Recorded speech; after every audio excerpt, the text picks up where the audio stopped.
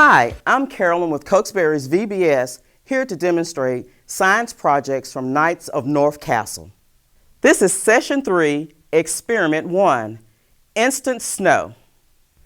And these are the materials you will need: a cup, room temperature water, a teaspoon,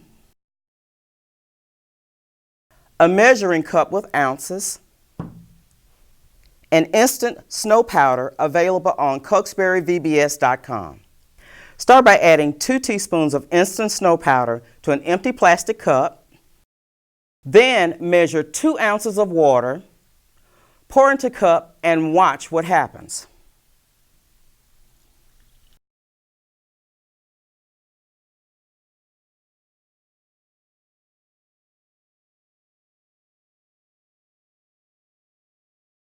If it doesn't work the first time, just try again.